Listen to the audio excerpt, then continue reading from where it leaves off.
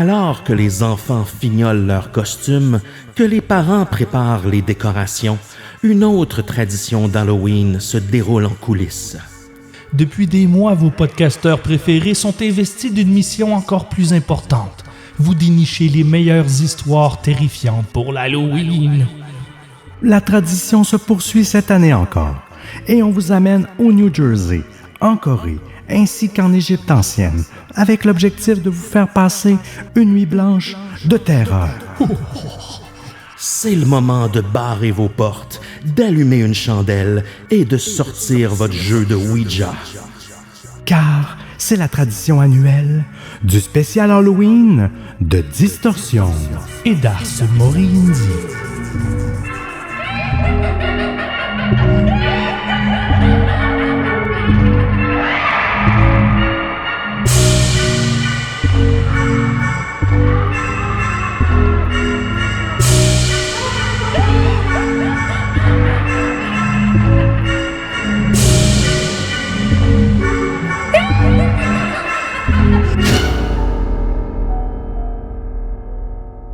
Sébastien Lévesque, Simon Predge, comment ça va les gars? Ça va bien, toi? Salut, ça va super. Ça va très bien. Ben oui, on poursuit la tradition. Oui. Donc, cette année encore, je sais que plusieurs nous ont posé la question dans les dernières semaines, est-ce qu'on allait faire un spécial Halloween? Puis, ben, c'est toujours un petit peu pareil, début octobre ou même des fois un petit peu après. On envoie un petit courriel à Simon ou vice-versa, puis on se dit, hey, non, il nous reste-tu un moment dans le mois d'octobre. On a-tu le temps de faire ça? C'est ça qui est le moment le plus occupé pour les podcasts d'histoires terrifiantes, justement. Oui, on est très en demande en octobre. Oui, souvent, ben, l'an passé, on avait fait un live au Centre des Mémoires avec les Petites Frousses. Shout-out à eux. Et ben souvent, des fois, il y a les salons du livre en même temps que ça. Il y a des événements aussi, des fois dans des librairies ou autres, ou des shows, des prestations en public, des trucs comme ça. Puis ça fait en sorte qu'on est très occupé. Souvent, les podcasts aussi en profitent pour avoir des invités de true crime ou du milieu de l'horreur. C'est pour ça que moi, je pense que j'ai reçu 4 invitations. J'ai pu en accepter seulement une, finalement, à cause de mon horaire. C'est bon quand même. On voit où sont tes priorités. Oui. On dirait même que la vie en octobre est toujours occupée. Même au niveau personnel, c'est mon anniversaire. J'ai des traditions aussi amicales qui se déroulent toujours autour d'octobre. On dirait que tout le temps... l'école, on dirait que j'ai toujours l'impression que le mois d'octobre est toujours un mois chargé. Puis je trouve que ça complique toujours justement de se coordonner avec Simon, mais on finit toujours par y arriver. On trouve toujours un moment, tu sais. Je vais même en profiter pour plugger. Moi, d'habitude, en fin octobre, là, je suis dans le jus aussi de mes soirées de lousse sont prises avec le Festival Spasme. Si vous aimez des festivals de courts-métrages, Spasme, c'est incroyable. Allez voir ça. Spasme.ca. L'horaire est sorti. Des grandes soirées d'horreur, mais pas seulement de la science-fiction, toutes sortes d'affaires. Il y a une soirée de doublage live cette année. Ça va être fou raide. Allez voir ça. Oh yeah, ben oui. Puis sinon, Simon, avant qu'on se lance dans nos histoires terrifiantes, là, comme ça, t'es on tour, là, toi. Là, tu t'en vas même dans les régions éloignées du Québec. Puis je veux dire à la gang de Gaspé, qui est un peu ma région natale aussi, là, allez voir Simon. C'est quand la date? Parce que tu vas dimanche, présenter le 26, fait que ça va être trop tard. Ça va être trop tard. Non. Bon, une plug un peu useless. Ben c'est ça là, l'épisode sort après, mais dans quelques jours, je pars avec ma gang dans le Bas-Saint-Laurent, on va faire Amqui, Témiscouata, Gaspé, tout le week-end, on s'en va raconter nos histoires d'horreur. C'est malade. Ça va être bien fun. C'est malade parce que c'est pas toutes les bandes et tous les artistes qui se rendent aussi loin, hein. Non, c'est loin là. J'ai un peu peur. Mais les Gaspésiens sont chaleureux, puis je suis sûr qu'ils vont te faire un bon accueil. Et je m'ennuie de l'odeur aussi de Gaspé. J'ai hâte de débarquer de l'auto puis sentir la mer. Wow, vraiment. En plus, la Légion canadienne, un endroit mythique où mon grand-père se tenait. Mais sinon, pour le reste du Québec, il y a d'autres dates. On s'en va à Contrecœur en novembre. On s'en va participer à la semaine de la radio à Sherbrooke aussi. C'est un spectacle gratuit le 4 novembre. Faut juste réserver, aller voir ça en ligne. Sinon, on va aller à Québec, on va aller au Saguenay, on veut se promener. Mais ça va peut-être plus être à partir de 2026 qu'on va sortir des nouvelles dates et tout ça. T'as-tu un site web? Est-ce que tout ça est écrit? arsmoriendipodcast.ca. Tout est là. Sinon, j'ai fait un petit lien bit.ly/Ars Moriendi Live et vous tombez directement sur la page d'événements et mis à jour à la seconde dès qu'on sait quelque chose. Oh yes. Ben, on est super content de t'avoir avec nous, Simon. Oui, puis toujours un plaisir. Comme toujours, on est sûr que ton histoire ne décevra pas. Oh non. De toute façon, on verra. Là. Moi, je promets rien. Mon insécure. On répète encore une fois la même formule. On va mettre Simon en sandwich entre nous deux. On a décidé un petit peu avant l'enregistrement que j'allais commencer avec mon histoire qu'on ne connaît pas. Hein. Personne ne connaît l'histoire des autres. On s'est assuré qu'on n'avait pas quand même les mêmes histoires c'est ça. 3 fois. Ça serait rigolo, hein, la même histoire racontée 3 fois par le remix. Épisode remix. Moi, j'ai toujours cette panique-là. C'est pour ça que on aime ça dans le savoir un peu d'avant. T'arrives. Non. Ouais, mais je pense qu'il faudrait vraiment être malchanceux parce que c'est ça normal. Les premières fois, on est stressé. On veut pas que ça arrive. Mais là, on est rendu à combien? 7 ou 8e spécial à Halloween. On dirait que là, on commence à se connaître. On sait où qu'on s'en va. Faudrait vraiment être malchanceux pour tomber sur la même histoire. Non, ça, toi et nous, c'est vrai qu'on n'est pas dans le même spectre, mais Émile et moi, ça pourrait c'est sûr que vous avez les mêmes listes. C'est clair. Mais bon. Un moment donné, je vais vous prendre par surprise puis je vais arriver avec une histoire numérique.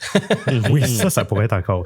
Et puis même, surprise, saviez-vous qu'aujourd'hui, pendant qu'on fête l'Halloween, c'est le premier système d'argent électronique décentralisé qui est né. Le fucking Bitcoin est né à l'Halloween. Ça, c'est terrifiant. En 2008. Puis ça, j'avais effacé ça de ma mémoire. Je me rappelais plus du tout de ça. Puis quand on se remet en contexte, en 2008, c'était le crash financier aussi. Exact.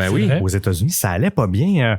Puis il y a un inconnu en plein crash financier, le 31 octobre, Satoshi Nakamoto, qu'on connaît tous un peu, le personnage mythique. Oui, on le connaît sans le connaître. Là. C'est apparemment le créateur du Bitcoin. On en a parlé souvent à Distorsion. C'est pas le gars de Dragon Ball, ça? Oui, c'est ça. Excusez.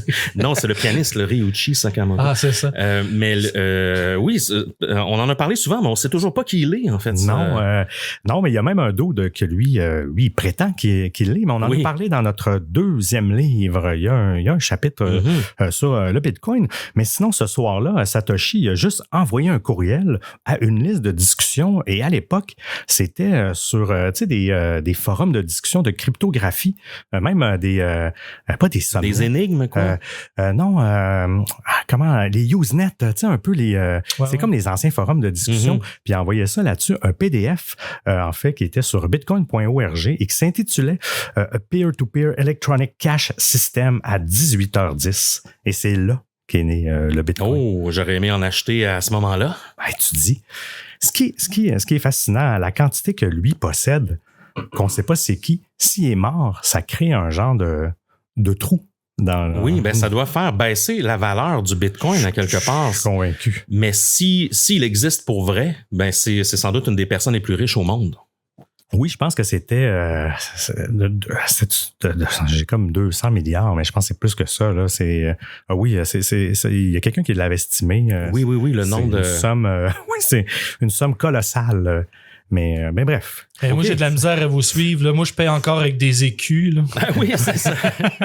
Au dépanneur. Je vais vous prendre 3 jujubes de cerise avec 8 écus. Mais c'était une parenthèse que je trouvais quand même intéressante.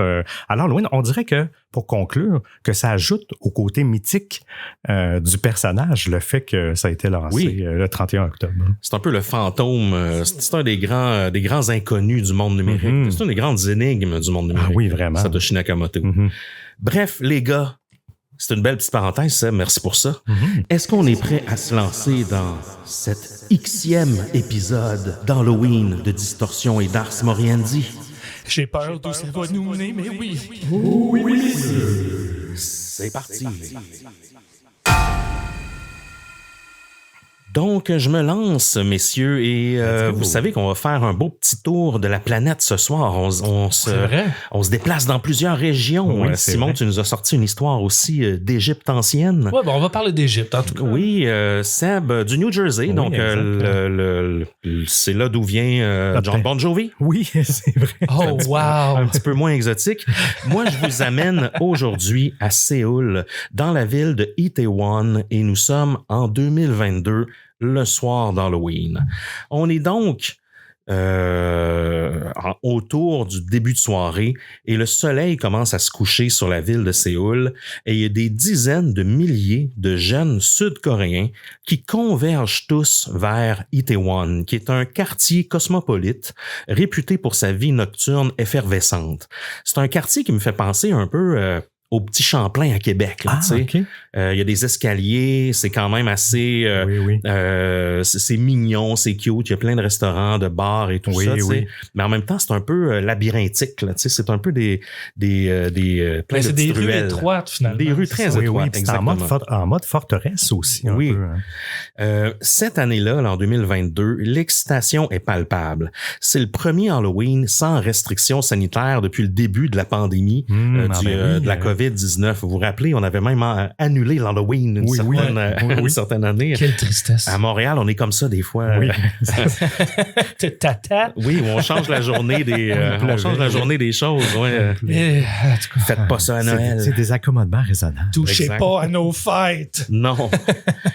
Et là, après 3 ans de privation, la jeunesse sud-coréenne a soif de liberté et de fête.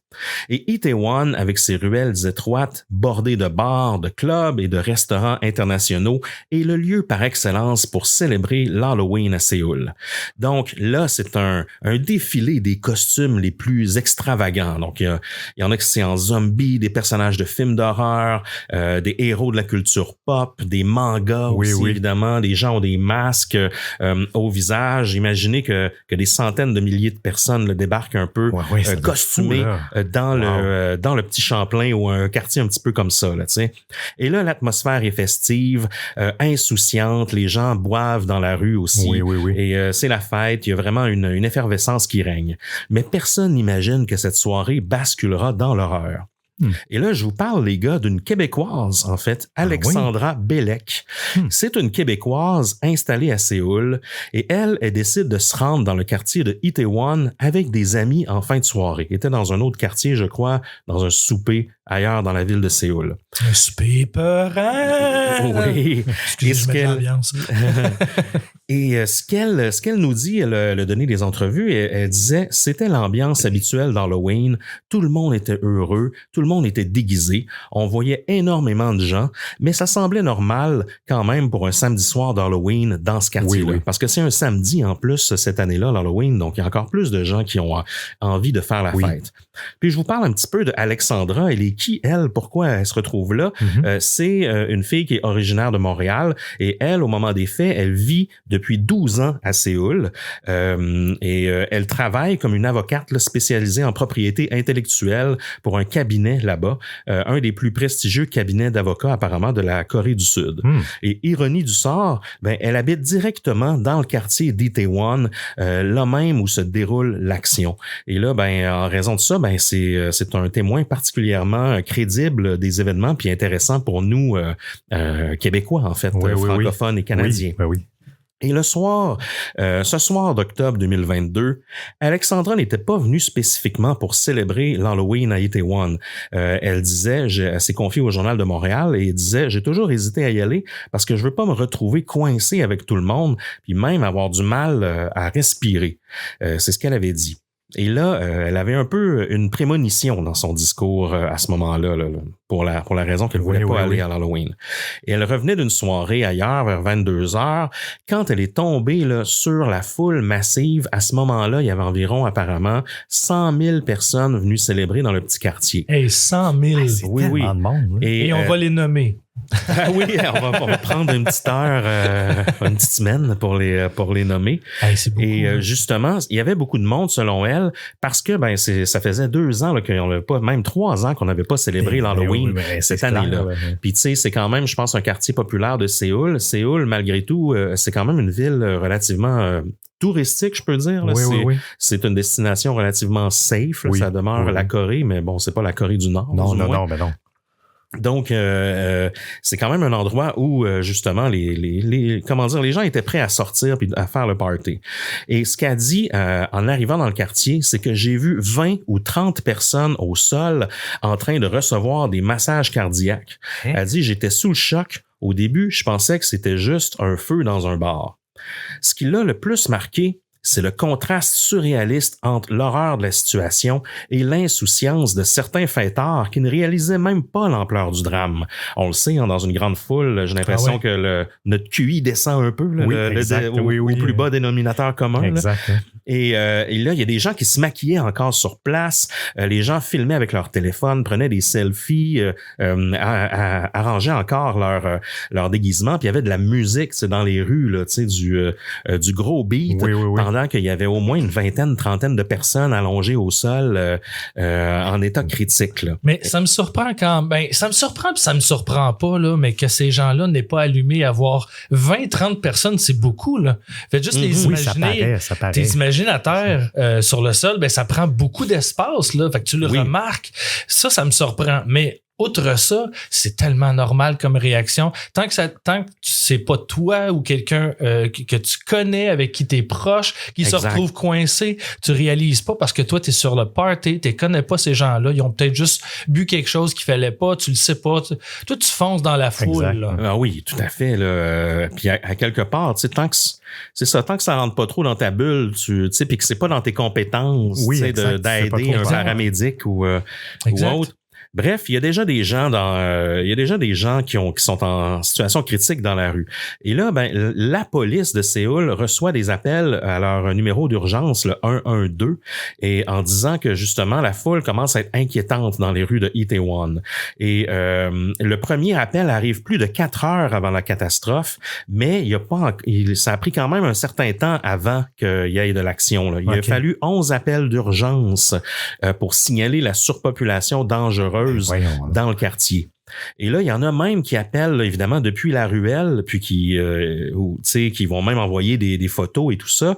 Et les gens, autour de 20 heures, apparemment, avaient déjà de la difficulté à bouger dans les petites rues. Pourtant, il n'y a aucune mesure préventive qui est envoyée à ce moment-là. Et il y a la police de Yongsan, qui est le district incluant Itaewon, a décidé à un certain moment donné de déployer 137 agents pour surveiller la foule, mais qui était quand même estimé entre 100 et 130 000 personnes. 137, c'est ridicule. Oui, c'est le ratio. En même temps, c'est peut-être tout ce qu'il y avait disponible. Là. Quand il y a des événements comme ça, pas prévus. C'est sûr que Séoul doit avoir quand même une bonne force policière. Je veux dire, va au Centre Bell un soir de match des Canadiens, il doit avoir 200 employés. Oui, mais entre toi puis moi, le soir d'Halloween, c'est sûrement pas le seul endroit à travers tout Séoul où tu as besoin de mettre de la sécurité. Oui. ça, c'est clair. Et donc, c'est ça. Il y a quand même des effectifs réduits pour une très grande foule. Et la plupart des policiers sont affectés ailleurs. Et apparemment, il y avait même une manifestation politique dans un autre quartier. Ça, tu vois, c'est ça. Ça bouge, là. Vers 22h15, donc à peu près au même moment où Alexandra rentre dans son quartier, la situation devient critique dans une ruelle en pente particulièrement étroite. Et c'est là que quand je suis allé voir des photos, j'imaginais les escaliers dans le petit Champlain. Et mon Dieu, si les gens étaient pognés là-dedans. C'est pas beau, là. 200 000 personnes qui descendent après le show de Metallica dans le petit Champlain. J'ai de la misère à figurer. Je suis totalement chef gros pour le petit Champlain. Est-ce que tu t'es déjà retrouvé sur l'île Sainte-Hélène après un spectacle à devoir aller prendre le métro? Oui, toujours. C'est long, là. C'est vrai, oui. Ça prend du temps et ça bouge pas beaucoup. Oui, il faut pas être agoraphobe. C'est beaucoup de gens. Et là, pour vous donner une idée à peu près, là, cette petite rue, là, les petites rues dont on parle sont larges d'à peu près 3,2 mètres à 5 mètres à peu près. C'est pas beaucoup. Donc, c'est vraiment, on est dans un petit studio en ce moment, c'est à peu près large comme ça, là, tu sais. Oui. On pourrait pas passer, en tout cas, ça serait inquiétant de passer des gens là-dedans, là, tu sais. Et là, il y a une rumeur qui commence à circuler dans la foule. Apparemment, qu'il y aurait une célébrité qui serait présente dans un des bars dans la ruelle. Ce serait apparemment un chanteur de K-pop. Évidemment que bien sûr, dans une histoire à Séoul. John Bon Jovi. Oui. C'est recyclé. C'est pas de la K-pop, excusez-moi.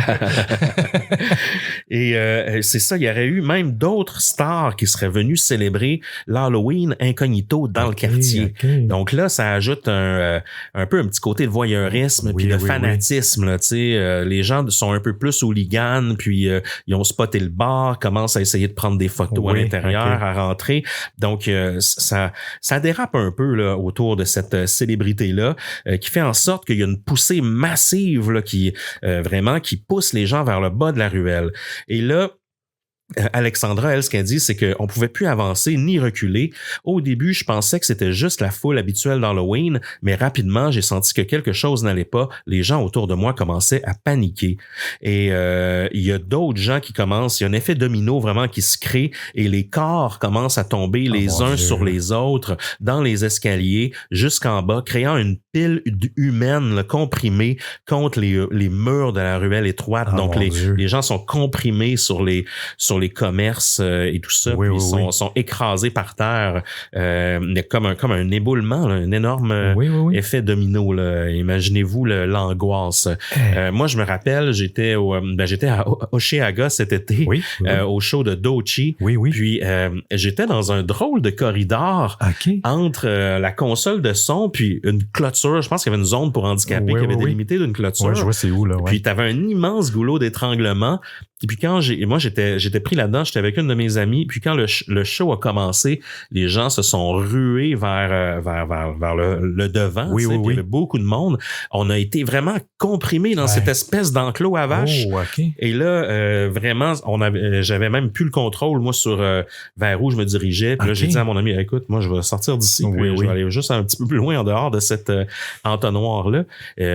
C'était assez pour... Puis il n'y avait pas de blessés, là, mais il y aurait pu en avoir. Mais j'imagine pas dans une situation comme ça. On l'a tous déjà vécu une fois. Oui, exact. Je sais pas si vous êtes claustrophobe un peu. Moi, oui. Moi, si mettons un tunnel ou une grotte où je suis coincé, là, comme large comme un cercueil, disons, moi, je panique. Là. Ça, je peux être d'un ascenseur, là, mais... Tu changes pas tes freins toi-même en dessous de ton auto. Là. Non. Moi, le film de Descent m'a terrifié. Oui, c'est ça. J'en ai fait des cauchemars. Avec l'auto sur un petit jack. Mais plus jeune, c'était moins pire. Moi, je suis pas un gars de Osheaga, mais plus jeune, j'ai vécu ça au Vans Warped Tour, qui était justement sur l'île Sainte-Hélène à l'époque. Puis ça, j'avais été... Je me rappelle pas. J'ai été emporté par la foule, puis à un moment donné, je suis rendu en avant de la scène, mais coincé sur la clôture, puis c'était il y avait une pression qui venait de derrière qui arrêtait juste pas. Puis là, si ça continue, je vais perdre des côtes. Oui, exact. C'est fréquent, les concerts de musique, des fois, quand t'es en avant. Là. Depuis le show de Travis Scott, je suis un peu plus paranoïaque. Astro World.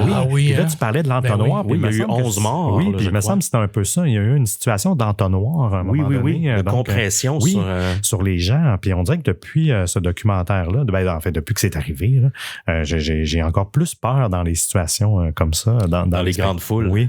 Mais moi, je sais pas pour vous autres, mais moi, de toute façon, je commence à me sentir vieux pas mal. Je m'arrange toujours pour être assis. Où je me mets en retrait. Ou ça dépend de l'artiste, en fait. Mais plus je l'aime, plus je peux faire de compromis. Effectivement. Mais sinon, je me mets un peu plus à l'écart. Je nous ramène tranquillement dans notre ruelle angoissante, les amis. Et là, à ce moment-là, on est à peu près autour de 22h20, 22h30. Il y a des corps empilés sur plusieurs niveaux. C'est-à-dire, il y a des étages de corps humains empilés. Ils sont pas tous morts. Non, ils sont pas morts, mais quand même. Ils sont en état quand même certains critiques. Paniquer là, dans cet état-là. Oui. Les gens qui sont en dessous peuvent absolument plus respirer. Il y a des cris assourdissants qui se font émettre dans les ruelles. Mais personne ne pouvait bouger pour les aider, en fait. Mais les ambulanciers ne peuvent pas se rendre non plus, là, s'il y a des urgences au centre de tout ça, j'imagine. Non. C'est pas une situation, je pense, où les gens ont beaucoup d'expérience à gérer. Non, exact, c'est ça. Des corps empilés dans une ruelle. Donc là, puis c'est fou parce que on est à l'ère des réseaux sociaux quand ça arrive. Évidemment, en 2022, on est dans le prime de TikTok et vraiment, les gens partagent. Il y avait énormément de streams en direct de cet événement-là. Vous pouvez trouver plein de YouTube Shorts, de vidéos sur TikTok. Puis c'est fréquent parce que tout ça arrive. Imaginez-vous, là, les corps empilés, là, c'est tous des gens déguisés à l'Halloween pour la plupart. Il y en a en zombie, il y en a qui saignent, mais que c'est du faux sang. Il y en a qui saignent, que c'est du vrai sang. Et là, il fait noir. Donc, t'es dans une ambiance d'Halloween où tout le monde est déguisé, puis les gens crient, ça hurle, mais en même temps, t'as la grosse musique de party des bars autour qui continue. assourdissant. Fait que même malgré les cris, tu peux rien entendre. Là. C'est surréel. Je vous dis, vous devriez aller voir des vidéos de ça. C'est crazy. Mais je voulais pas gâcher ton histoire, mais je la connais, cette histoire. J'ai vu les photos, moi. Mais c'est plus que moi, par exemple, le témoignage de la Québécoise, je l'avais pas vu. Mm-hmm. C'est fascinant, mais terrifiant. J'ai vu les photos et ça, là, c'est un cauchemar. Pour moi, en tout cas, qui est un peu claustrophobe. Et là, la première équipe de police, les gars, arrive sur les lieux juste à 23h45. Donc là, ce que je vous parlais, il était au 22h20, 22h30. Oui, là, c'est long. Soit 85 minutes après les premiers signalements de la catastrophe, là, au moment où ça devient critique, les appels au 112 augmentent. Là. Et là, lorsque les secours arrivent finalement à la ruelle, c'est une scène apocalyptique, un peu comme je vous disais, là, des gens gisent au sol, dans des positions impossibles, avec des costumes aussi, là, tu sais. Et ils n'ont pas le choix de commencer à porter secours aux gens. Mais là, la tâche est pas facile. Il faut évacuer la ruelle et tout ça. Puis il y a énormément de gens blessés. Face à l'absence de secours organisé, il y a beaucoup de témoins qui deviennent des sauveteurs improvisés aussi. Des gens qui ont un certain Mohamed Shabir, en fait, qui est un infirmier, lui, du Pakistan, qui était à Séoul pour le travail. Il s'est retrouvé dans le quartier, puis étant donné qu'il y a des compétences dans ce domaine-là, lui, il a fait office un peu d'infirmier sur place. Il a fait ce qu'il pouvait, mais en même temps, ça devait pas être évident de venir en aide à autant de gens que ça. C'est dans ces situations-là qu'on arrive à retrouver foi en l'humanité. Ah, ça, oui. Parce que c'est dans des moments d'urgence comme ça qu'on réalise à quel point l'humain au sens large, général, a quand même un bon fond, puis il est là. Tout le monde va aider son prochain, clair, peu importe c'est qui. Là, il y a une urgence. Là. Et au moment où, justement, que les secours arrivent, il y a déjà 80 personnes en arrêt cardiaque, les gars. Là. C'est beaucoup, là. Wow. Là, il y a des tentatives de réanimation qui s'improvisent. J'avais même pas autant de monde à mon party de fête. Il y a puis il était vivant. Puis il était... en fait, il transforme des coins de rue, tout ça, un peu en hôpital de fortune. Oui. Les gens font ce qu'ils peuvent pour faire un peu des petits campements là, pour aider les gens. Et au final, on va dénombrer, là, je vous dis, une fois que ils ont passé la nuit à faire à évacuer la ruelle, mais à faire aussi à évacuer les personnes blessées, tout ça. Au lendemain de la tragédie, là, le lendemain de l'Halloween, c'est 159 victimes, les gars, qui ont perdu la vie dans ce genre d'éboulement humain. Là, je connaissais pas les chiffres, c'est énorme. Et la majorité, c'est des jeunes dans la vingtaine, qui sont venus profiter d'une soirée festive. Puis, entre autres, on retrouve effectivement un chanteur de K-pop, Lee Ji-han, que moi je ne connais pas, là, mais qui a perdu la vie dans cette tragédie-là aussi. Et évidemment, il y a eu un gros bouleversement dans la ville de Séoul, mais dans le monde du divertissement aussi, vu le décès de ce chanteur-là. Lui était venu célébrer l'Halloween, lui aussi, avec des amis. Il y en a plusieurs. Il y avait des Américains aussi. Un certain Stephen Blasey, 20 ans, un étudiant américain de l'université de Géorgie qui était dans un programme d'échange à Séoul. En fait, on dénombre 26 ressortissants étrangers venant de 14 pays différents dans les 159 morts. Donc, ça a touché sur une tragédie mondiale. Oui, mondiale, exactement. Et donc, c'est vraiment l'image de la ruelle ce matin-là. C'est vraiment tragique. Il y a même, les images font le tour du monde. Et au début, au final, c'est 159, mais au fil de la journée, il en dénombrait toujours, il en trouvait d'autres et c'était diffusé en direct sur les médias coréens là-bas.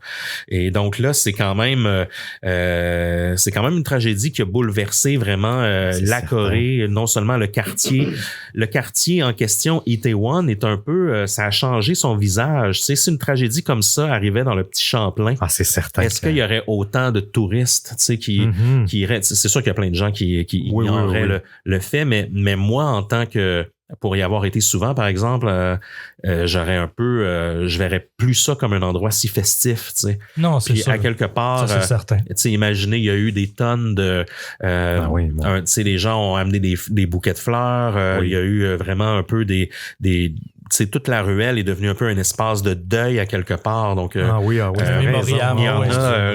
y a des commerçants même qui disaient qu'ils croyaient que la ruelle était désormais hantée, parce qu'il y a tellement eu de décès qu'il y avait une malédiction avec ce quartier-là.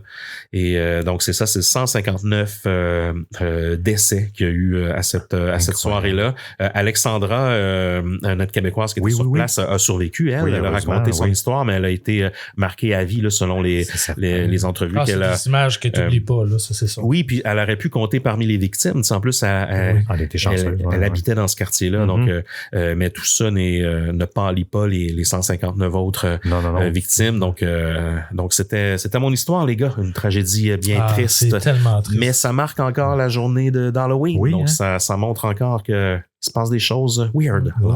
Mais ça, les mouvements de foule, c'est vraiment une science qui est fascinante. Ils sont rares, mais il y en a des spécialistes. Je sais qu'on en a un au Québec qui est...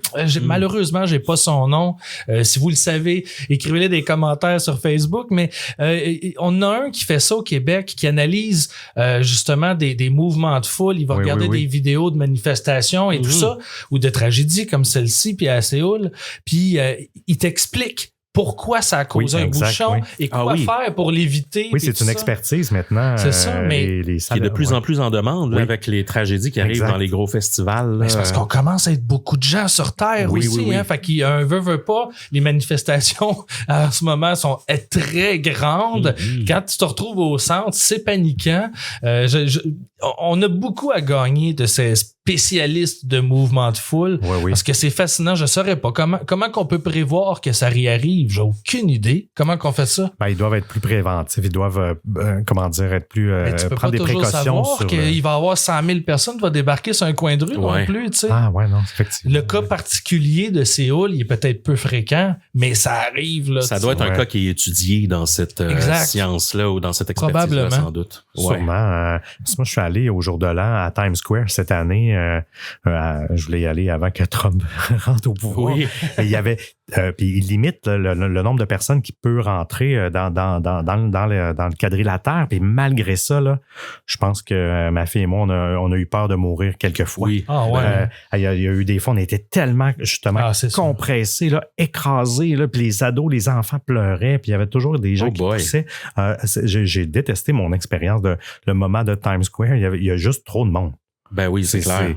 C'est pas le fun, là, honnêtement. Il faudrait que je sais pas comment ils peuvent faire parce que ça pouvait être dangereux. Là. Les gens se poussent tellement, puis à un moment donné, tu n'as même plus de poids pour essayer de te retenir parce que il y a tellement de gens en arrière qui te poussent, puis là, ça écrase les gens. Non, à un moment donné, on est sorti de ce troupeau-là parce que c'était réellement dangereux. Là. J'ai vraiment eu peur. Je comprends donc. Bref, c'est pour ça que moi, à cette heure... Tu as raison, fait que ça arrive. Tu vois, moi, à cette heure, pour éviter de me retrouver dans cette situation-là, je vais juste voir des spectacles moins bons. Comme ça, il y a moins de gens, c'est moins terrifiant. Puis mes années et mes longues années de spectacle punk m'ont appris une chose, et pour s'en sortir, body surfing. Oui. Tout le monde aurait dû juste grimper par-dessus les autres, ça aurait fait... Je suis sûr qu'on aurait sauvé une couple de personnes. C'est un skill qui s'apprend. Il n'y a pas d'âge. Il n'y a pas d'âge pour apprendre le body surfing. Simon, justement, parlant de body surfing, je surfe jusqu'à toi parce que c'est à ton tour de nous présenter ton histoire, mon cher. J'ai eu envie de faire différent cette année. J'aime toujours ça m'inspirer des thématiques d'Halloween pour vous dénicher une histoire à glacer le sang. Par le passé, je vous ai raconté des histoires de possession. On a parlé de Ouija, de fantômes, de tueurs bien de chez nous. Bref, il me fallait trouver un sujet halloweenesque, mais qui s'éloigne de ce que je fais d'habitude. Hein. J'ai toujours tendance à débarquer avec des histoires dégueulasses. Finalement, c'est un peu le but de l'Halloween. On se permet des petits écarts de conduite un peu. Oui. Mais là, je me suis dit, je pourrais parler de monstres. Hein? Je pensais classique monstres, comme au cinéma, comme on les imagine justement dans les tradition du cinéma d'horreur. Et donc, j'ai choisi les momies! Parce que les histoires de loups-garous, c'est moins fréquent un petit peu. D'ailleurs, les gars, je dois vous le dire, là, je suis pas mal déçu que vous soyez pas venus à mon party de déballage le week-end passé. Ça existe, ça? Ben oui. Tu pensais que tu t'avais tout décrit le party puis que c'est pour ça que tu n'étais pas venu? Écoute... J'ai le cœur sensible. Voyons les gars. Je venais d'écouter Ed Gein, on dirait que j'avais pas envie de... Ouais, j'avais beaucoup de plans là, cette journée-là. C'est de l'histoire. On organisait des parties de déballage au 19e siècle, ou plutôt on les appelait des unwrapping parties. Hein? Moi qui pensais que vous aimeriez ça vivre un événement comme ça. En tout cas, contrairement à des unboxing parties de colis Amazon. Oui. Mais je vais prendre quand même la peine d'expliquer à nos auditeurs qui doivent se demander de quoi on parle. Là. Il faut comprendre qu'à la base, quand on a découvert l'existence des momies égyptiennes, les curieux sont devenus complètement fous et disons qu'on a grandement manqué de respect envers ces morts d'autrefois. Après les voyages de Napoléon et l'ouverture de l'Égypte aux voyageurs européens, le commerce des momies a littéralement explosé. Tout le monde en voulait une et s'il y a une demande, vous pouvez être sûr qu'il y aura des gens pour vous le vendre. Les fouilles archéologiques étaient chaotiques, même anarchiques. C'était le bordel et les pillages de momies étaient fréquents. Parce que oui, on parle beaucoup des tombes des grands rois égyptiens, mais n'oubliez pas que le reste de la population aussi avait été enterré suivant la même pratique de momification. Ah, mais c'est ça que je me demandais. On réalise pas que c'est beaucoup de gens, là. C'est des gros cimetières, là. C'est juste qu'il n'y avait pas toute une pyramide au-dessus de leur tête, évidemment, là. Alors, des momies, on en avait beaucoup. Ça a donné naissance à un tout nouveau commerce, la vente de momies, majoritairement pour l'exportation en Europe et en Amérique. Et on parle ici de milliers de momies vendues chaque année. Ah ouais. Les acheteurs étaient divers, bien sûr. On retrouve parmi ceux-ci des collectionneurs privés, des musées. Certains étaient vendus comme des souvenirs touristiques, mais c'était pas les acheteurs principaux. À différentes époques, et on peut reculer jusqu'au 15e et 16e siècle, les momies avaient plusieurs utilités. On a fait du papier avec les bandelettes. On a créé un pigment à peinture nommé brun momie. Mais encore plus bizarre, on faisait des médicaments. Il existait une substance noire et collante, une sorte de brai minéral produite par les Perses qu'on obtenait en distillant du goudron. On s'en servait ensuite pour confectionner des antidotes et des cataplasmes. C'est qui a eu l'idée originale de distiller du goudron? Ah ben ça, hein? Il faut savoir qu'à une époque, là, puis là on est au 15e, 16e siècle, ben on essayait toutes sortes de choses, hein? Et surtout en médecine. C'est comme ça qu'on a découvert de grands remèdes, mais qu'on a aussi tué des milliers de gens. Oui, t'aurais été un bon médecin de cette époque-là, toi, Simon. T'avais pas besoin de faire d'études, ou presque pas à l'époque, j'imagine. Oui, mais moi, le seul outil qui me plaît, c'est le scalpel. C'est des expériences empiriques. Ou peut-être les poisons.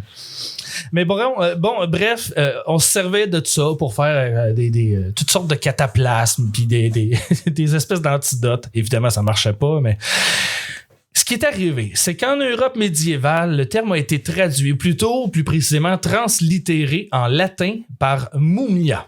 Ok, je sais que ça sonne pareil, mumia, mais c'est écrit différemment. Le mot mumia, toutefois, avait deux définitions en latin. Un médicament perse, mais aussi momie.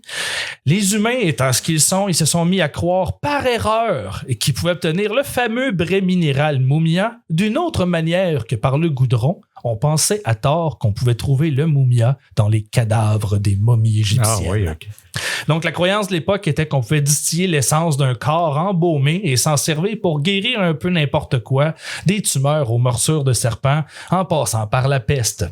Les tombeaux du Caire étaient pillés constamment pour ensuite faire bouillir les têtes des cadavres et récupérer la substance huileuse. C'était un marché tellement lucratif que l'Angleterre avait même une taxe d'importation sur les momies à cette époque-là. Wow. La demande en momies était tellement importante que ça a donné naissance à un marché de fraudeurs, évidemment. Quand les momies ont commencé à manquer, les fraudeurs ont commencé à fabriquer des fausses momies en embaumant des cadavres récents. Et on utilisait toutes les parties de la momie. Hein. Les restes étaient souvent utilisés comme combustible pour les trains. Sinon, ils étaient employés comme engrais. Pauvre corps, c'est outrage au cadavre. Exactement, c'est exactement ça. C'est fou comment qu'on s'en foutait. Comment ça? On a laissé faire ça. C'est inacceptable. Mais bon, on va avancer un peu dans le temps. Au 19e siècle, hein, on a vu apparaître une toute nouvelle forme de divertissement associé aux momies, le party de déballage, ou les unwrapping parties, ce à quoi je vous ai invité en vain, messieurs. C'est-à-dire que les bourgeois achetaient des momies, organisaient des gros parties, et le clou de la soirée, c'était le déballage de la momie devant un public de curieux. On retirait les bandelettes jusqu'à exposer le cadavre momifié vieux de plusieurs milliers d'années. Oui, ça pouvait parfois sentir très mauvais, oui, mais... j'imagine. Ouais, c'est creepy à quelque part, c'est comme horrible. spectacle. C'est terrible, pour vrai. Ah non, ça n'a pas de bon sens. Ça n'a pas de bon sens. J'ignorais tout ça. Puis oui, c'est sûr, des fois, il pouvait y avoir un aspect scientifique, mais c'était surtout du spectacle morbide pour satisfaire la curiosité des aristocrates. Le true crime de l'époque. Exact. C'était pas des divertissements délicats non plus. Parfois, on n'hésitait pas à tirer violemment, à arracher, à jouer avec le corps pour l'exposer devant une bande d'abrutis. Et c'est normal que ça choque. On a pris des corps humains puis on les a déshumanisés en faisant quelque chose de jetable. Chose certaine, ça devait pas sentir bon. Dans ce party-là, c'est assez terrible. Sauf que là, c'était plus mon intro sur les momies, parce que, tu sais, il y en a qui le savent, il y en a, qu'est-ce qu'on en faisait, mais il y a autre chose d'inquiétant en lien avec les fameuses momies égyptiennes, c'est les malédictions. Et en particulier, la malédiction du tombeau de Toutankhamon. Hey, j'ai hâte que tu nous en parles. Je savais pas que tu allais nous en parler ce soir parce que je suis un peu néophyte dans tout ça, mais moi, ça m'intéresse au bout. Moi, c'est fascinant. Ces mythes-là et légendes. Ouais, moi aussi. Puis à moins d'être un féru d'Égypte, là, ben, tu sais, qui va fouiller sur les momies? Exact. C'est pour ça que je me suis dit, ça va être le fun là, pour Halloween. Vraiment, non, ça va intéresser tout le monde. Ça va nous amener ailleurs. Mais bon, débutons avec le contexte historique, question de bien comprendre la situation. On est au début du 20e siècle et l'endroit connu comme la Vallée des Rois, situé sur la rive ouest du Nil face à Luxor, était déjà célèbre après l'exhumation de plusieurs sépultures très anciennes. Au début 1900, les grandes tombes avaient déjà été entièrement pillées, vidées. Alors, les archéologues étaient certains qu'il restait plus de nouvelles découvertes à faire. Toutes les tombeaux étaient vides. Là, à l'exception d'un dénommé Howard Carter, un archéologue britannique. Il était persuadé de pouvoir trouver le fameux tombeau de Toutankhamon, un jeune pharaon méconnu à l'époque, mort à 19 ans après avoir régné à la fin de la 18e dynastie. Il avait 19 ans. Ah oui, il était jeune dans ce temps-là. Mais ça vivait pas vieux non plus, j'ai l'impression. Donc, Howard Carter, il est bien décidé à trouver ce tombeau-là dont on parle certaines murailles. Donc, il a poursuivi ses fouilles. Évidemment, ça prend quelqu'un pour financer les recherches. En 1907, Carter a été engagé par un certain Lord là, je sais pas comment le dire, c'est Carnarvon. OK. Carnarvon, je sais pas comment le dire. Carnarvon, ça sonne pas bien, je trouve, mais en tout cas, Lord Carnarvon, je vais dire Carnarvon, ça va être plus facile. C'est un riche mécène anglais, donc il a financé les fouilles archéologiques de Carter, et ce pendant 15 ans. Malgré des résultats décevants, malgré plusieurs tensions avec les autorités locales, Carter gardait bon espoir de découvrir le fameux tombeau de Toutankhamon. Sa patience a porté fruit. Après des mois de fouilles au sud de la Vallée des Rois, près de la tombe de Ramsès VI, le 4 novembre 1922, il trouve quelque chose. En fait, c'est un des ouvriers porteurs d'eau du nom de Hussein Abdel Rassoul qui a remarqué un petit escalier taillé dans la pierre, partiellement caché par des débris. L'accès avait été dissimulé, mais ça a piqué la curiosité de Carter, qui a aussitôt ordonné de faire dégager les marches. L'escalier menait à une porte scellée portant le sceau officiel de la nécropole royale. Carter savait qu'il avait découvert ce qu'il cherchait. Il a fait fermer le site archéologique temporairement pour envoyer un télégramme à son mécène, Lord Carnarvon, au Royaume-Uni. C'est lui qui paye, il faut qu'il soit présent pour l'ouverture de la porte. Wow. Le télégramme envoyé par Carter se lisait comme suit. Nous avons enfin fait une découverte extraordinaire dans la vallée, une tombe somptueuse dont les sceaux sont encore intacts. Nous l'avons refermée jusqu'à votre arrivée. Félicitations. Lord Carnarvon s'est alors empressé de se rendre à Luxor en compagnie de sa fille Evelyn, et le 24 novembre, soit 20 jours après la découverte, il arrive enfin sur le site. C'est le lendemain matin que l'équipe a ouvert la porte du tombeau de Toutankhamon pour la première fois depuis des millénaires. Le corridor qui menait à la première chambre était encore inviolé, mis à part quelques signes de tentative de pillage anciens qui avaient été d'ailleurs réparés. Okay. Donc, on sentait que c'était pas la première tentative. Plus il avançait, plus il découvrait d'autres pièces, toutes plus débordantes de trésors les unes que les autres. Le 26 novembre, Carter a percé un trou dans une des portes. Il a ensuite glissé une bougie dans le trou pour voir à l'intérieur. En inspectant l'antichambre, il aurait murmuré à Carnarvon une phrase qui est aujourd'hui devenue célèbre. « Yes! Wonderful things. » Oui, des merveilles. Évidemment, la découverte archéologique est absolument stupéfiante. La chambre funéraire contenait la momie de Toutankhamon couchée dans un cercueil en or massif, enchâssé dans plusieurs autres cercueils de bois. C'est incroyable. Hey, un cercueil au complet en or, faut le faire. Là. Oui. Autour du cercueil se trouvaient donc des tonnes d'objets précieux, des bijoux, des armes, des selles de monture, des chars, des statues, des offrandes, des meubles, masques et autres trésors parfaitement conservés. Au total, c'est plus de 500 objets de grande valeur qui ont été répertoriés dans le tombeau. Au fil d'une décennie de fouilles, évidemment, méticuleuses, ça a pris du temps avant de fouiller tout ça. Là. La découverte a permis une meilleure compréhension des rituels funéraires, de l'artisanat égyptien et le style de vie royal de l'époque. Ça nous a beaucoup appris, la tombe de Toutankhamon, en gros. Mais bon, après une telle découverte, la nouvelle s'est répandue dans le monde entier. Toutefois, un événement va attiser la fascination et donner naissance à une malédiction. En avril 1923, à peine quelques mois seulement après l'ouverture du tombeau, Lord Carnarvon décède d'une infection contractée après avoir été piqué par un moustique. Ça a créé de l'inquiétude. Ben voyons donc, c'est bien triste. Mais on va y revenir, mais ça a créé de l'inquiétude, puis la presse, évidemment, sensationnaliste, s'est pitchée sur l'histoire. Ils ont sauté sur l'occasion en évoquant la malédiction du pharaon, une sanction divine visant ceux qui ont violé le sanctuaire d'un roi égyptien défunt. Est-ce qu'on sait si c'était un bon pharaon, Toutankhamon, ou est-ce que c'était un cruel, bonne question. Un cruel c'est une dictateur? Bonne question. Je ne suis pas assez spécialiste pour te répondre, mais j'ai l'impression que tous les rois sont un peu wrong et problématiques, et toxiques. C'était pas des émotifs dans le temps. Je pense pas. Non. Mais en même temps, à 19 ans, je ne sais pas. C'est difficile à dire. Hein? Je ne sais pas à 19 ans comment tu peux... On n'est même pas mature. Non, exact. C'est ça. En tout cas, à 19 ans, j'étais loin de l'être. Le power trip, tu sais, je veux dire, à 19 ans, nous, on a notre premier char, puis on a l'impression qu'on se sent invincible, tu sais, puis lui, il y a le... il y a un peuple. Il y a le tiers, c'est ça, royaume. Exactement, de la planète à lui. Ben oui, c'est vrai, hein, c'était gros aussi, t'as raison. Puis une armée incroyable. Oui. Ouais. Fascinant. Un petit power trip. Oui, ça a piqué ma curiosité, en tout cas. Mais ça a piqué la curiosité de tout le monde. C'est ce que la presse a rapporté, c'est que suite à l'ouverture du tombeau, plusieurs membres de l'équipe d'archéologie seraient morts dans des circonstances mystérieuses. Ces décès ils ont alimenté la croyance qu'ils avaient tous été victimes d'une malédiction, la malédiction de Toutankhamon. Par exemple, lorsque Lord Carnarvon a succombé à son infection, il était environ 1h55 du matin. Il paraît que son chien s'est mis à hurler avant de mourir sans raison apparente. Plusieurs témoins auraient aussi rapporté qu'à son décès, les lumières du Caire auraient faibli, comme pour célébrer la tragédie. Rapidement, les journalistes ont attribué tout plein de décès à la fameuse malédiction entre 20 et 30. Ça fait beaucoup.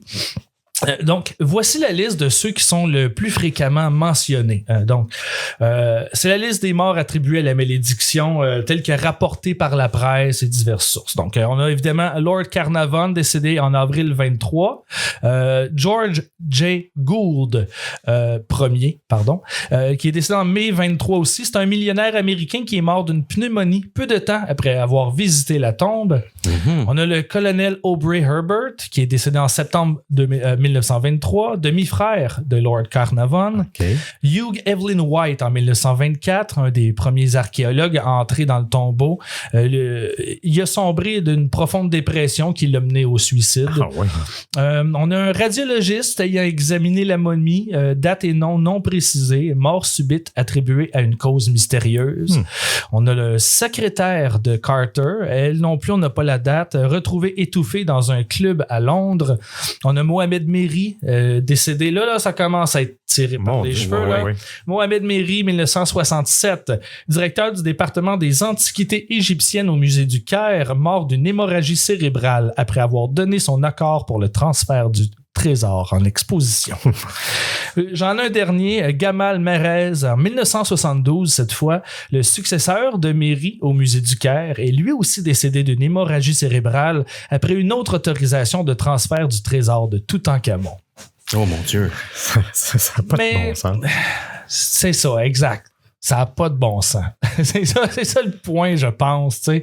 Bien sûr, tout le monde s'en doute, il y a toujours une explication rationnelle. Oui, exact. Carnarvon était déjà fragile quand il a été piqué. L'infection qui aurait pu être banale était suffisante pour le tuer. Fait que, quand on a toutes les informations, c'est déjà moins mystérieux.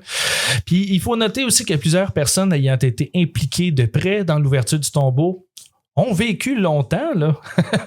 Howard Carter, par exemple. Il y en a qui sont pas morts, finalement. Oui, mais non, c'est pas tout le monde. C'est pas tout le monde qui est mort. Pourquoi c'est pas tout le monde qui serait mort? Puis là, l'archéologue principal de l'expédition, Howard Carter, il est mort 17 ans plus tard, en 39, à l'âge de 64 ans. Il me semble que en tout cas, il me semble que s'il y avait eu une malédiction, il aurait été le premier à partir, mais ça, c'est moi. C'est lui qui contrôlait la malédiction. C'est peut-être ça. C'est lui le meurtrier. Évidemment, on cherche une explication quand même, là, d'un coup. Certains qui ont avancé que c'était peut-être l'inhalation de champignons, de moisissures. Oui, je me posais la question sur l'environnement. Ça aurait pu être la cause de maladie, mais encore là, plusieurs personnes auraient eu la même maladie, puis c'est des maladies pulmonaires. On les c'est rare que ça s'isole juste sur une personne, effectivement. Au final, c'est une théorie qui n'est pas basée sur grand-chose. La célèbre malédiction du tombeau de Toutankhamon, c'est un phénomène qui repose presque uniquement sur une série de coïncidences un peu exagérées par la couverture médiatique sensationnaliste. Malgré tout, la malédiction égyptienne a inspiré des romans, des films, des bandes dessinées, des séries télé, j'en passe. Tout ça a contribué à faire du pharaon adolescent un emblème de la civilisation égyptienne et des mystères anciens.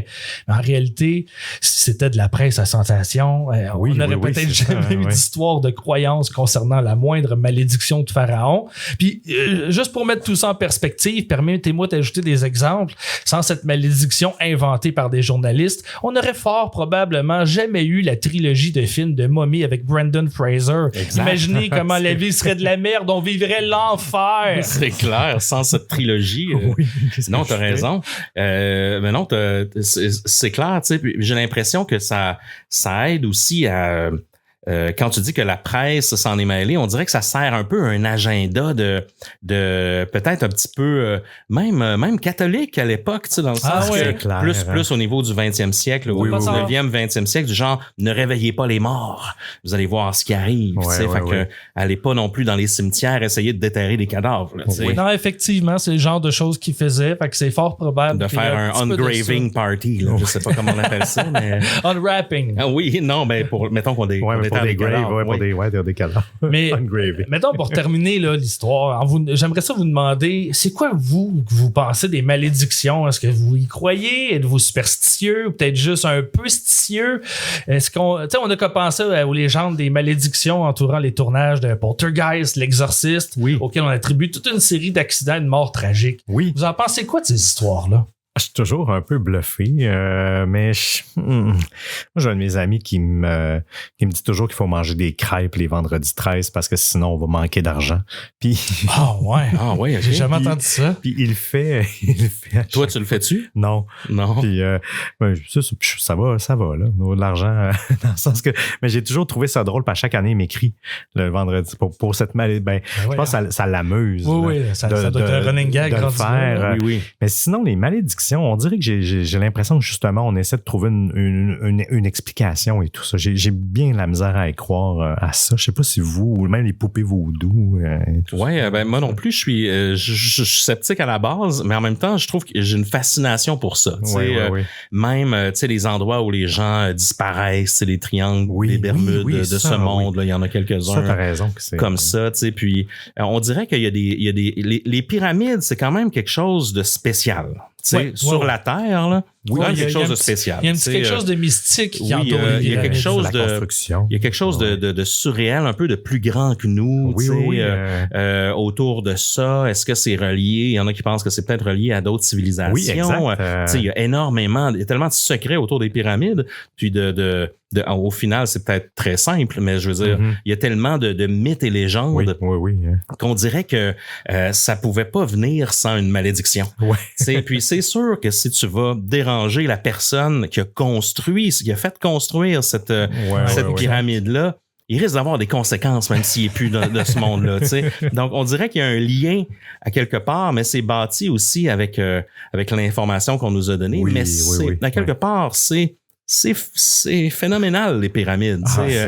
Donc, il y a quelque chose un peu de plus grand que nous, on dirait, qui est prêt à servir une malédiction, là, peu importe ce qui arrive. Là, on aime ça accorder des mystères à ces choses qu'on comprend pas complètement. Oui, ça permet de les expliquer souvent. Donc, ça comble le vide. Ou d'amplifier le mystère. Oui, exact. Dans un autre cas. Mais c'est vrai que les pyramides, à l'époque, tout le calcul... même maintenant. Oui, t'as raison. La mise en place, les esclaves qui ont travaillé là-dessus. C'est pour l'époque. Ah oui, c'est ça. C'est toujours pour l'époque. Là. Moi, c'est sûr que dans les prochaines semaines, je vais creuser le sujet. Maintenant, on se scandalise sur le toit du stade olympique. Puis à Montréal, je veux dire, on a peut-être raison de se scandaliser, dans le sens que c'est quand même, il y a beaucoup de frais, même si je suis un fan du stade, puis j'ai hâte que tout soit réparé. Mais imaginez, si on disait, hey, on va construire une pyramide, je sais pas ça a pris combien de temps, mais ça va prendre 400 ans. Oui, ça va. Ou les cathédrales du temps. Il y a des exemples encore plus proches de nous. Là. Il y a des Européens à l'ère médiévale qui ont fabriqué des routes à la main avec des roches qui tiennent encore. Et nous, aujourd'hui, on fabrique des routes qui vont être à refaire l'année prochaine. Oui, c'est ça. T'as raison qu'il y avait de la vision dans le temps. Parce que c'est des projets qui a pas de pérennité. Comment dire? Celui qui crée le projet, il n'y a pas de pérennité. Il y a une pérennité, mais lui, il n'assiste pas à... Imagine aujourd'hui que notre premier ministre dit hey, là, je ne sais pas, que François Legault meurt et puis que le premier ministre d'après dit hey, on va prendre 400 ans de temps, on va mobiliser je sais pas trop combien de gens. Les gens vont commencer à bâtir ça, puis on va bâtir une mausolée à François Legault qui va prendre... je sais pas, 100 ans à construire ou autre, on se scandaliserait. Mais dans le temps, il y a pas de problème. Ça va créer des emplois. Oui, c'est au grand-père, au fils, au petit-fils. Pour des générations à venir. C'est ça. Il y en a combien de générations qui ont poussé une pierre en haut de la pyramide? Ça devait être symbolique, j'imagine, ou un peu... c'est un peu le centre de la religion / gouvernement. Fait que j'ai l'impression qu'un peu les gens... se donner. Oui. Ça, c'est sûr. Parce que tu as raison. Là, la société n'était pas ce qu'elle est aujourd'hui. Non, bien sûr. Il devait y avoir des conditions. Tu sais, les gens qui ont fait ça, je sais pas s'il y avait eu tant de consentement à part gagner leur vie. Oh boy. Mais moi, il y a si on revient aux malédictions, puis aux croyances, puis aux superstitions, il y a une théorie que j'aime beaucoup. C'est facile d'attribuer des coïncidences à une malédiction, mais je pense aussi que c'est possible que ce soit causé par un simple biais cognitif, un peu comme avec l'horoscope. C'est la théorie de la prophétie autoréalisatrice. Tout le monde a déjà entendu parler de ça. Exact, c'est-à-dire qu'après avoir lu son horoscope, qu'on y croit ou non, on est plus enclin à agir de façon à réaliser ce qui était prédit, souvent sans s'en rendre compte inconsciemment. Exact. Le biais est probablement aussi renforcé par quelque chose que j'ai trouvé durant mes recherches sur l'Égypte. Justement, ils appellent ça l'effet Barnum. Puis là, Barnum, on parle de l'ancien bonimenteur de cirque. Là, il était le fondateur du cirque Barnum. C'est un cirque célèbre aux États-Unis qui a duré des années. Très fan de Freak Show, d'ailleurs, à l'époque. Je le connais pas du tout. Mais donc, aussi que ça s'est... Nommé ainsi, donc, c'est ça, je l'avais noté, selon le fondateur du Cirque Barnum, lorsque les horoscopes sont formulés de manière vague, chacun peut se reconnaître dans les descriptions et événements ou agir comme si les traits de personnalité étaient vraiment les siens ou que les événements allaient se produire. Bref, tout ça serait en quelque sorte notre tendance à adapter nos comportements à nos croyances et à nos attentes. Ce qui se transforme, ça transforme dans le fond la prédiction en réalité. Oui. Finalement. C'est comme si t'agençais les événements pour que ça se produise. Oui. C'est un peu d'avance. Mais ça ne doit pas pouvoir se faire sur tout. Mais c'est vrai que... Non, pas sur tout. Mais je trouvais que l'horoscope, c'est un bon exemple. T'sais. Oui, tellement. Ça soulève la question, les fameuses malédictions de famille. Là, Mon père, il est arrivé ça. Son père avant lui aussi. Mais ça, j'imagine que ça peut être affecté. Si la croyance est réelle dans le sein d'une famille, ça pourrait fonctionner avec le même effet. Ça s'imprègne dans les cerveaux de tout le monde. Là, oui. C'est clair. Merci pour cette histoire, Simon, et ce brin d'histoire. Exactement. Ce déballement. Oui. Non, c'était vraiment bon. C'est super intéressant. Seb, maintenant, est-ce que tu es prêt à te lancer pour la dernière histoire de la soirée, mon cher? Oh oui, on est prêt. Nous sommes le 30 octobre 2019 à Freehold Township, au New Jersey. C'est la veille de l'Halloween. Les poches sont illuminées, les citrouilles veillent, et sur Instagram, le fil d'actualité se transforme en galerie de monstres. Partout, des maquillages de zombies, de créatures et de visages ensanglantés défilent plus vrais que nature. Parmi ces artistes de l'illusion, une jeune femme se démarque. Stéphanie Parz a 25 ans. Elle vit ici, à Freehold. C'est une ancienne étudiante en cosmétologie et maquilleuse d'effets spéciaux. Elle travaille comme nounou tout en alimentant sa passion sur les réseaux sociaux où elle partage ses transformations d'horreur aux détails saisissants. Pour vrai, vous irez voir ses œuvres. Elle est vraiment bonne au niveau des maquillages d'horreur. Elle aime la plage, la rivière, la pêche et elle adore les animaux et reste très proche de sa famille. Depuis quelques jours, pourtant, quelque chose semble la troubler. Elle se sent mal à l'aise dans la maison qu'elle occupe, celle de sa grand-mère récemment décédée. Elle a confié à ses proches avoir trouvé une trace de main sur le miroir de la salle de bain, vu des lumières s'allumer sans raison et découvert son oiseau mort dans sa cage. Des coïncidences peut-être, mais qui ajoutent une ombre discrète à la veille de l'Halloween. Ce soir-là, elle assiste avec sa mère, ses sœurs et des proches au spectacle de la médium Cindy Casa. Je ne sais pas si vous la connaissez, Cindy Casa. Ça ne dit rien. Elle a fait, je dois avouer, je ne la connaissais pas avant de creuser cette histoire-là, mais je me suis rendu compte c'est une médium connue qui avait une série sur, je me rappelle plus quelle chaîne, qui s'appelle Dead Files. Sûrement que nos auditeurs la connaissent. Oui, c'est certain. Et puis, ils font justement, c'est des médiums qui vont dans des endroits particuliers, mais je disais qu'elle était aussi controversée. Mais j'ai pas creusé le sujet, donc s'il y a des distordus, je serais curieux. Et là, ce soir-là, Stéphanie, elle assiste avec sa mère et ses sœurs au Stress Factory Comedy Club de New Brunswick. Stress Factory. Oui, ça s'appelle comme ça. J'aime ça, non? Oui, moi aussi, j'adore ça. Après le spectacle, elle rentre à la maison familiale. Et vers 22h, Stéphanie quitte la résidence à bord de sa voiture pour parcourir les quelques kilomètres qui la ramènent chez elle, dans cette maison désormais trop silencieuse. Et avant d'arriver, elle promet à sa mère d'écrire ou d'appeler une fois rentrée et envoie un message Snapchat pendant le trajet finalement. Le lendemain matin, le 31 octobre, Stéphanie ne se présente pas à son travail de nounou, où elle était attendue de 9h à 18h. Les appels et messages de la famille restent sans réponse. À 16h, sa mère se rend chez Stéphanie et constate que la voiture, une Hyundai Sonata blanche, est dans l'allée. Et en soirée, entre 20h et 21h, elle retourne sur place, sa mère, et retrouve le téléphone de sa fille à l'intérieur de la maison. C'est à ce moment-là qu'elle se dit « il y a quelque chose qui ne fonctionne pas ».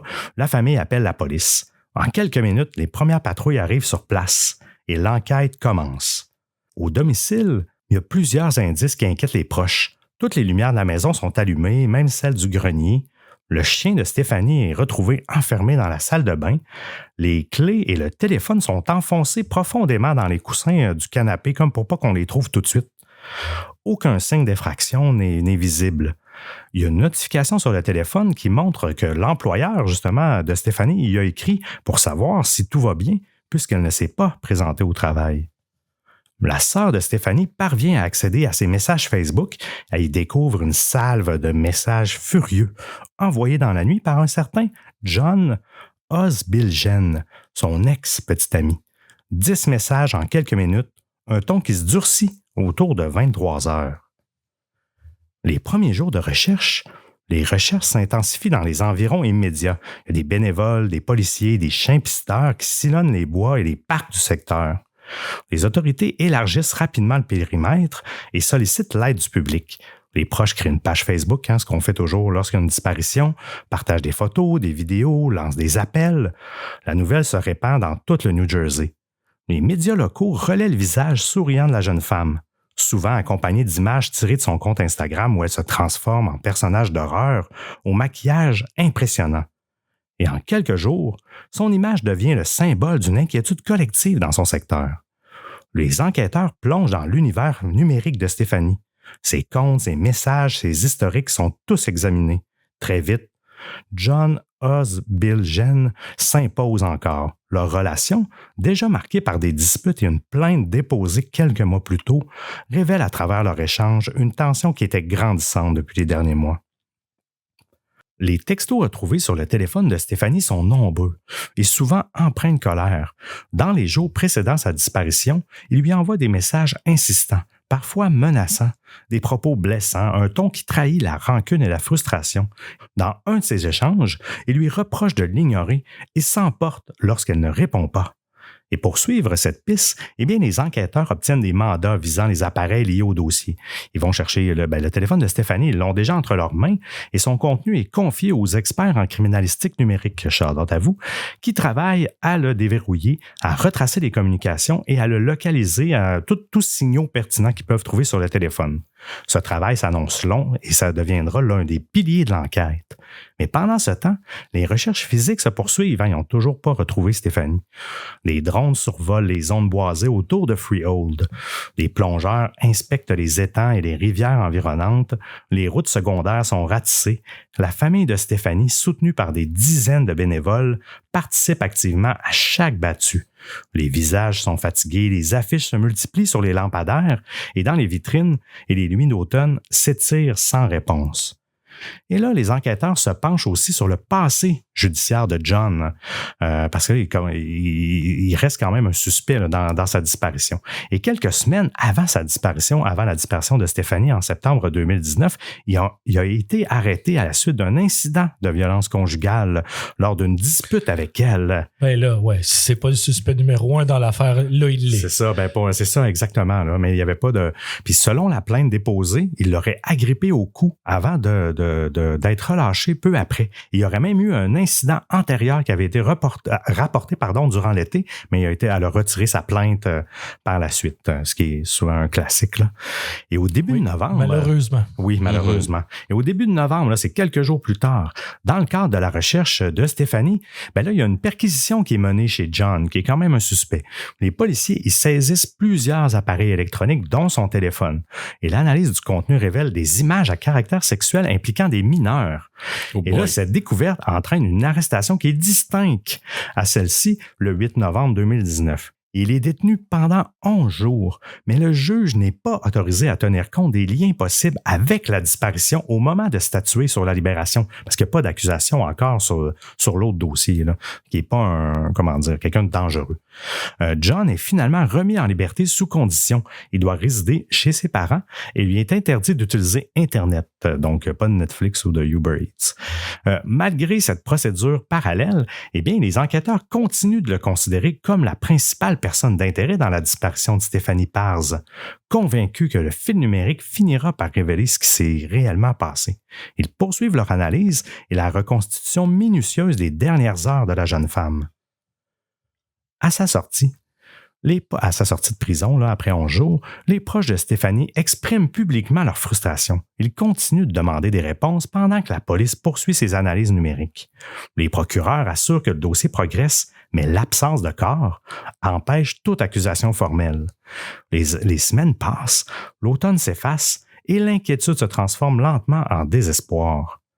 Et là, on fait un bond au 22 novembre 2019, soit une vingtaine de jours plus tard, moins d'un mois avant sa disparition, en fait, moins d'un mois après, pardon, le corps de John est retrouvé sans vie à son domicile de Freehold par ses parents et s'est donné la mort par pendaison dans la pièce.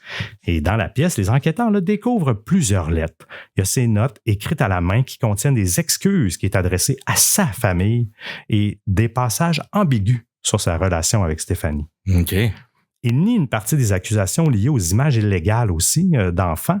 Il admet sa colère et son obsession envers Stéphanie et laisse des phrases lourdes de sens comme « Regarde le désastre que j'ai créé et la plupart des choses que vous entendrez sont vraies, sauf celles concernant l'enfant. » Puis ça, on n'a aucune réponse pour les photos. C'est tellement étrange, ce bout-là. Tu parles des photos de Caritas. Oui, c'est un autre dossier. C'est bien étrange, ça. Oui, c'est vraiment bizarre. Mais peut-être qu'il y avait honte de ça, mais qu'un meurtre, ça, c'est pas grave. Oui, mais c'est ça. Mais je trouve ça tellement bizarre. Mais c'est drôle, ça, il dit que c'est un mensonge. Ouais. C'est ça qui est étrange. Puis vu qu'il n'est pas là, puis il n'y avait pas d'autres infos. C'est même bizarre. Ah non, c'est étrange. Sa mort a mis un terme brutal à l'espoir, du moins d'un interrogatoire final. Puis pour les enquêteurs, comme pour la famille de Stéphanie, il ne reste plus qu'une certitude. S'il détenait la vérité sur le sort de Stéphanie, elle vient de s'éteindre avec lui. On n'a toujours pas retrouvé Stéphanie? Oui, ça s'en vient. Pendant des semaines, le silence s'installe. L'enquête continue, mais l'absence de suspects vivants rend chaque piste plus fragile. Les proches de Stéphanie refusent d'abandonner. Ils organisent encore des nouvelles battues, distribuent des affiches, entretiennent la mobilisation sur les réseaux sociaux. Des centaines de bénévoles sillonnent les forêts et les rives du comté de Monmouth, espérant trouver ce que la technologie n'a pas su révéler. L'hiver s'installe et avec lui, il y a une tension sourde qui s'installe aussi. Tout le monde pressent que cette histoire ne connaîtra pas une fin heureuse. Et là, on fait un bond dans le temps, les gars, au dimanche 26 janvier 2020, près de 3 mois après la disparition, 2 adolescents marchent au bord de la route 9, dans le secteur de Old Bridge, à une vingtaine de kilomètres du domicile de Stéphanie. Et dans un boisé, en bordure de la route, ils font une découverte macabre. Les enquêteurs sont dépêchés sur place. Le lendemain, la nouvelle tombe et les empreintes et les tatouages permettent d'identifier formellement le corps de Stéphanie Paz. Pour la famille, c'est la fin de l'attente, mais aussi le début d'un autre deuil. L'endroit où elle a été retrouvée se situe non loin des fouilles qui ont déjà été fouillées par les bénévoles. Ça doit tellement être fâchant, oui. Quand souvent, c'est pas la première fois que ça arrive, qu'à un moment donné, ils n'ont pas le choix de mettre une limite sur le périmètre. C'est clair. Puis souvent, c'est à côté. Là. C'est choquant. Ah non, c'est vraiment pas drôle. Et les autorités confirment rapidement que ce que beaucoup redoutaient, tout indique qu'elle a été victime d'un homicide. Quelques jours plus tard, le procureur du comté tient une conférence de presse. Il déclare que John Osbilgen est désormais considéré comme l'auteur présumé du meurtre de Stéphanie Paz. Selon lui, les éléments recueillis après sa mort, notamment ses lettres et les analyses numériques, confirment cette hypothèse. Les autorités en profitent pour remercier la communauté et souligner l'ampleur du travail accompli avec plus d'une 50aine de mandats de perquisition, des centaines d'heures d'analyse et des milliers de données extraites de différents appareils électroniques. Les semaines qui suivent la découverte du corps permettent aux enquêteurs de consolider le dossier. Ils reprennent chaque élément, chaque appareil, chaque donnée pour établir la chronologie complète des faits. Au centre, il reste ses lettres trouvées dans la maison de John au moment de sa mort. Et dans l'une d'elles, il présente des excuses à sa famille et admet la colère qu'il ressentait envers Stéphanie. Il y écrit avoir fait quelque chose de terrible avant de nier les accusations concernant les images illégales. Mais pour les procureurs, ces lettres confirment ce qu'ils soupçonnaient déjà, un geste de violence compulsif commis dans un contexte de jalousie et d'emprise. Et les analyses numériques viennent appuyer cette lecture. Les données du téléphone cellulaire placent le téléphone de John à proximité du domicile de Stéphanie à l'heure présumée de sa disparition. L'analyse de son véhicule et de ses communications viennent renforcer le scénario et dans l'ensemble, les éléments s'imbriquent pour reconstituer la nuit du 30 octobre et confirmer le rôle de John dans la mort de Stéphanie. Et après l'annonce des autorités, la communauté de Freehold se rassemble autour de la famille. Il y a des veillées qui ont eu lieu, des rubans violets apparaissent sur les porches et les réseaux se remplissent de souvenirs de Stéphanie. Pour conclure, ses proches ont été très résilients et ont fondé la Stephanie Nicole Pars Foundation, qui est une organisation dédiée à la prévention des violences conjugales, au soutien des familles des personnes disparues et à l'accompagnement des survivantes. La Fondation met en place des initiatives comme Angel Alert, qui est un système d'alerte et d'accompagnement pour les personnes en danger. Et le Stephanie's Overwatch est un réseau d'accompagnement qui aide les victimes à se rendre au tribunal ou à assurer en sécurité les échanges d'enfants dans un contexte de garde partagée et de violence conjugale. Je trouve ça vraiment cool, là. Elle plaide pour l'adoption d'une Stephanie's Law qui viserait notamment un meilleur suivi public des incidents de violence conjugale. Parce que c'est vrai que si c'était un peu plus public, peut-être que son entourage l'aurait su, aurait été plus préventif et tout ça. Tu veux dire ce qui serait public au niveau du dossier criminel de la personne? Oui, exact. Ou même quand il y a des dossiers qui sont retirés, des fois, on dirait que c'est comme s'il n'existait plus. Mais il y a une trace, évidemment, là, mais c'est aussi, des fois, c'est particulier, mais je sais que c'est... À quelque part, ça serait débattable dans le genre, une fois que tu as purgé ta peine, est-ce que tu veux pas que justement qu'il n'y en ait plus de traces? Là, ça, j'imagine, mais généralement, le problème, c'est souvent pendant, parce qu'ils sont difficiles à contrôler, les gens-là. Puis c'est malheureux, un autre féminicide encore. Ça, oui. Ça. Je me demande pour les parents, si on se met à la place des familles de la victime, tu sais, considérant que, évidemment, tout pointe vers lui. Là. Mais dans ce type de situation-là particulière où ce qui s'est enlevé la vie sans avouer, je me demande si, pour ces familles-là, il reste toujours un petit doute. T'sais, même si c'est sûr que tout pointe vers lui. Mais je me demande si il reste toujours un petit quelque chose de... Tant qu'il l'a pas avoué. Si, tu sais, ça doit être ça, là. Je me demande si ça doit être terrible. Ça doit faire mal, oui. Ça doit être tellement terrible. J'ai l'impression que tu dois avoir l'impression qu'il n'a pas été puni. Exact. Ça, c'est sûr. Parce que oui, la mort, c'est la mort, mais c'est pas la même punition, j'ai l'impression. Non. En tout cas, à mon avis. Mais non, c'est une histoire vraiment triste qui s'est déroulée à l'Halloween. Une fan, c'est vraiment... Des fois, quand on dit tout est dans tout, dans le sens que c'est particulier qu'une fan d'horreur, de masques et de costumes meurt la veille de l'Halloween. On dirait qu'encore une fois, je sais pas si c'est une sorte de malédiction qu'on pourrait attribuer, mais ou c'est juste un autre tata là, de toute façon. Puis honnêtement, si l'histoire vous intéresse, il y a beaucoup il y a certains podcasts et tout ça qui détaillent toute l'historique, des discussions entre eux qui sont lourdes là, dans le sens que ça se voyait venir. Dans le sens que... Mais ça se voit tout. Hey, on dirait que je me retiens parce que ma gueule, qu'est-ce que j'en sais au fond? Mais il me semble qu'on le voit toujours venir. Il me semble qu'à chaque fois qu'un article de féminicide sort, on apprend que ça fait 6 mois, 1 an, qui est pas tenable, puis qui fait peur, puis qu'il y a des plaintes à la police, puis que la police fait rien, parce que des fois, elle a les mains liées, je peux comprendre certaines situations. C'est toujours ça. Mais c'est toujours la même histoire. Oui, ça se répète tout le temps. Pourquoi dénoncer? Arrêtez de vous retenir. Les gens autour qui n'osent pas s'en mêler, là. C'est difficile de se mêler d'une chicane de couple de vos amis. Ça, je comprends. Mais si vous voyez des signes, des red flags, parlez-en à quelqu'un, faites quelque chose, mais ça... En même temps, comment le prévenir? C'est tellement difficile. Puis elle était plus avec.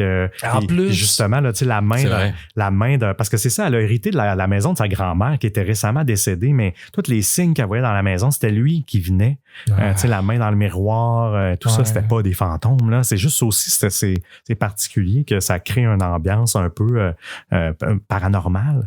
Mais finalement, c'était l'ex là, qui était là. Mais on n'a pas, j'ai pas voulu non plus, mais on n'a pas trop de détails sur sa mort, sur le comment dire, la façon. Les détails du suicide, quoi? Pas du suicide, la mort de Stéphanie en tant que telle. On sait juste qu'elle a été, qu'une confirmation qu'elle a été tuée par quelqu'un, mais j'ai pas les détails. Mais c'est pas tant pertinent, mais bref, allez voir son œuvre sur Instagram, là, son compte est toujours là. C'est Stéphanie Parze. Puis j'ai lu que ça se disait Parze, donc voilà, c'est une histoire que je connaissais pas. Ben merci Seb.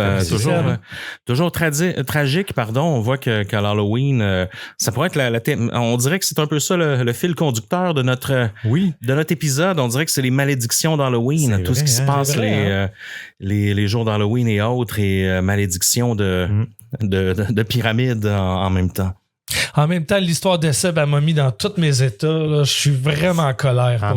Mais on dirait que je m'en rends pas compte, mais là, je peux pas le nier. Là. Je suis en colère. Je suis tanné. Oui, puis il y a des cas. On parle d'un cas du New Jersey, mais tu sais, ça arrive tellement souvent près de chez nous que on a atteint. C'est trop fréquent. Au moment d'enregistrer, je me trompe pas, on avait atteint le chiffre de la Polytechnique, dans le sens 14. Tu veux dire pour 2025? Ouais. Ah oui. Je n'osais pas demander le numéro, ça je me demandais si quelqu'un savait. Je pense que c'est 14. Ouais, c'est ça, puis c'est ce qu'il disait. Puis même, c'est même triste qu'on soit rendu à le compter. Je sais, c'est terrible. On a presque un décompte. Là, j'ai dit c'est trop fréquent, mais une fois. Un féminicide, c'est déjà trop, soyons clairs. Là. Pour vrai. Puis c'est un hasard. À Tout Point TV, je suis tombé sur une série qui en discute, puis c'est vraiment que je fais une recommandation. Ça s'appelle « Moi, j'habite nulle part ». C'est des courts épisodes de 7 à 10 minutes. Il y a 3 saisons actuellement et ça traite de violence conjugale. Et honnêtement, c'est fait au Québec. C'est de la fiction, là. Mais c'est tellement... Ah, OK, c'est un podcast de fiction? Non, c'est pas un podcast, c'est une série à Tout TV. Sur Tout TV, OK. Ça s'appelle « Moi, j'habite nulle part ». Puis comme je vous dis, c'est 3 saisons, mais ça se mange comme des chips. Là. Les épisodes sont courts, mais c'est bon et tellement triste. Puis tu vois, là, toutes des petites situations subtiles de manipulation dans chaque saison. Tu suis quelques personnes qui subissent, et les enfants et qui subissent cette violence conjugale-là. Honnêtement, c'est tellement collé sur la réalité. Ça vaut la peine de la voir si le sujet vous intéresse. Là. Ah, certainement, merci. Puis je trouve que ça éduque, juste pour conclure, Simon, là, je trouve juste que ça éduque aussi sur voir les patterns, parce que des fois, on peut être un peu ignorant ou naïf. Ah oui, puis c'est pas parce que c'est de la fiction, si c'est bien réalisé, c'est tellement bien joué. Puis, bien sûr. Ça peut apprendre beaucoup, là, même si c'est de la fiction, bien sûr. Moi, je trouvais que c'était on point, là, chapeau sur cette série-là. J'en parle parce que là, c'est thématique avec mon histoire. Là. Je sais pas si vous avez vu ça passer. C'était un peu connexe quand même. Malheureusement, je pensais pas avoir à raconter ça aujourd'hui, fait que ça va être limité, les informations que j'ai. C'est arrivé en Europe. Il y a des agents de police qui ont décidé de faire. Il y a un parc où il y avait beaucoup d'agressions, beaucoup d'harcèlement pour les femmes qui faisaient du jogging. Donc, ces policières-là, ce qu'ils ont fait, c'est qu'ils sont allés faire du jogging. C'était ça leur opération. Okay. En une journée. Pour piéger les harceleurs, les hommes qui gossent les femmes qui veulent juste aller faire leur jogging ou aller se promener dans le parc pour... En une seule journée, si j'ai bien lu, là, remettez-moi à ma place si je fais erreur, mais il y a eu 18 arrestations. Une journée.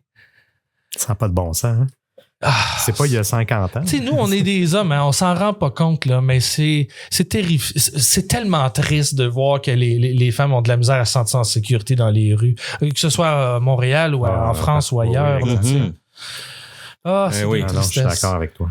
Merci de ton histoire, Seb. Plaisir, hein. Simon, merci encore une fois d'avoir passé du bon temps avec nous en cet Halloween, d'avoir libéré ton horaire. C'est toujours un plaisir de faire cette tradition-là. J'espère qu'on va le refaire. On va poursuivre longtemps, là. Exact. Yes, donc ça va être disponible sur Patreon, évidemment, en bonus. Donc, si vous n'êtes pas encore membre de notre Patreon ou du Patreon de Simon aussi, parce que ça va être disponible en avance aussi sur son channel, faites-le, c'est là qu'on trouve des tonnes de bonus et c'est la meilleure façon d'encourager vos créateurs locaux, c'est Patreon, cette belle plateforme. Et puis on se reparle très bientôt tout le monde. Certain. Bonne Halloween. Oui.